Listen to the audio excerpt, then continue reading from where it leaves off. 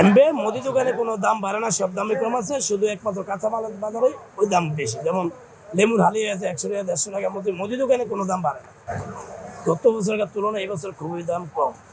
যেমন গত বছর চিনি আসলে 120 টাকা কেজি, এবছর হয়েছে 100 টাকা কেজি। আমাদের কিনে হয়েছে চিনি 94 টাকা কিনে, আমাদের 100 টাকা বিক্রি। গত বছর আমরা ছোলা বুট বেশি, আমাদের 120 টাকা 120 টাকা কেজি।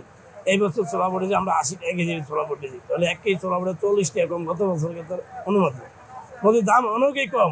যেমন রমজানে প্রথম ঢালা ছিল 90 টাকা কেজি, অনেক 80 টাকা কেজি হয়ে গেছে।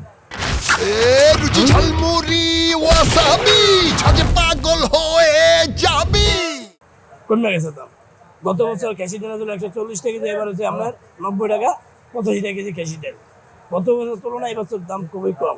এবার কোনো মালের দাম বাড়ে না, সব মালের দাম কম আছে, নিয়ন্ত্রণ আছে, সব মাল চাহিদা আছে, কোনো মালও অভাব নাই।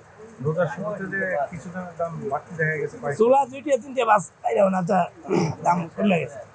পাইকারি বাজারে দাম কমছে, আমাদের কমে দিচ্ছে। যেমন আমাদের কিনা হয়েছে চোলা কিনা হয়েছে 76 কিনা 80 টাকা বিক্রি।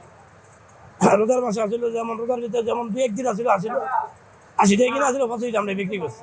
এমবে মুদি দোকানে কোনো দাম বাড়ে না, সব দামে কম আছে, শুধু একমাত্র কাঁচামালের বাজারে ওই দাম বেশি। যেমন লেবুর হালি আছে 100 টাকা 150 টাকার মধ্যে, মুদি দোকানে কোনো দাম বাড়ে না। মুদি দোকানের সমস্যা নাই, মুদি দোকানে এই সরকার অনেক মালের দাম বাড়ো না কমও না, ওইভাবে আছে আগে।